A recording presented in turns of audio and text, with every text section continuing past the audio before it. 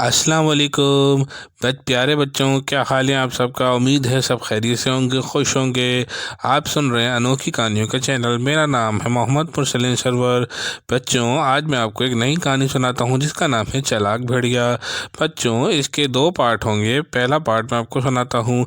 एक दफ़ा का जिक्र है, एक नन्ही परी जिसका नाम था सुरैया। वो सुबह रोज़ स्कूल जाती थी और वहाँ से वापस आकर स्कूल का काम करती थी। इसके बाद वो घर का काम करती थी और घर का सौदा साल भी लाती थी। वो अक्सर सैर के लिए करीबी जंगल में चली जाती थी। वहाँ उसके बहुत सारे जानदार उसके दोस्त थे। वो इसके साथ अकेले थे, लेकिन भेड़िया बहुत चालाक जानवर था। वो बहुत बज़ाहिर तो सुरैया का दोस्त बनता था, लेकिन मौके की तलाश में रहता था कि किसी दिन इसे अकेले में मिल जाए तो वो इसे चीर फाड़ कर खा जाए। लेकिन ये भेड़िए की बदकिस्मती थी कि सुरैया इसे तनहा नहीं मिलती थी, इसका कोई ना कोई दोस्त इसके साथ होता था। यूं भेड़िए ने सोचा कि सुरैया को खाने की तरकीब निकाली जाए।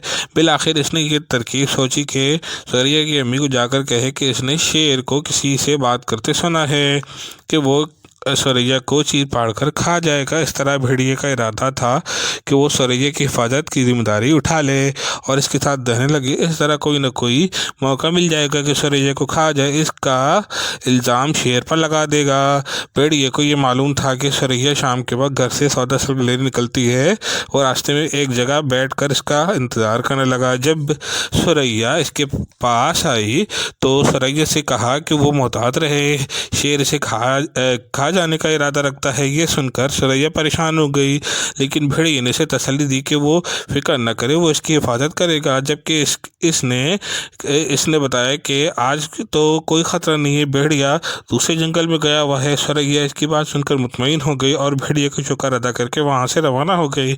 इसने सोचा कि कल वो एहतियात करेगी और घर से कम निकलेगी, इसलिए आज ही वो फूल तोड़कर ले जाए। इसने पहले सौदा सिर्फ लिया, इसके बाद फूल तोड़कर अपनी टोकरी में डालने लगी। इधर भेड़िए ने सोचा कि अब शेर वाली बात जाकर सुरैया की अम्मी को बता दे, इसलिए वो तेज तेज कदमों से रवाना हो गया। और वो चालाकी और मक्कारी से बेहद खुश था और इस बात से भी खुश था कि वो सुरैया को अकेले चीर फाड़ कर खा जाएगा।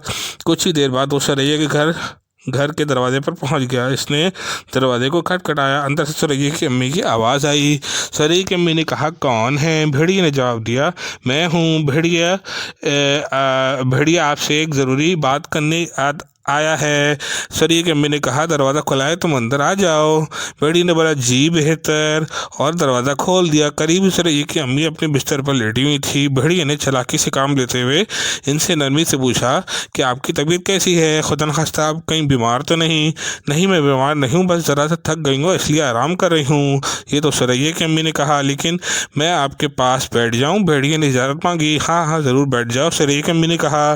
भेड़िए इनके करीब आके बैठ गया। हाँ कहो भेड़िए, कैसे आना हुआ? सुरैया की अम्मी ने इससे पूछा। मैं आपके पास कोई अच्छी इतला नहीं लाया हूँ, ये भेड़िए ने कहा। प्यारे बच्चों, ये भेड़िए की चालाकी वाली कहानी का ये पहला पार्ट था। अब दूसरा पार्ट मैं आपको दूसरे एपिसोड में सुनाऊंगा। प्यारे बच्चों, अगर आपको मेरी अनोखी कहानियों का चैनल पसंद है तो उसको लाइक करें, सब्सक्राइब करें और कमेंट्स करें। शुक्रिया। अस्सलाम वालेकुम।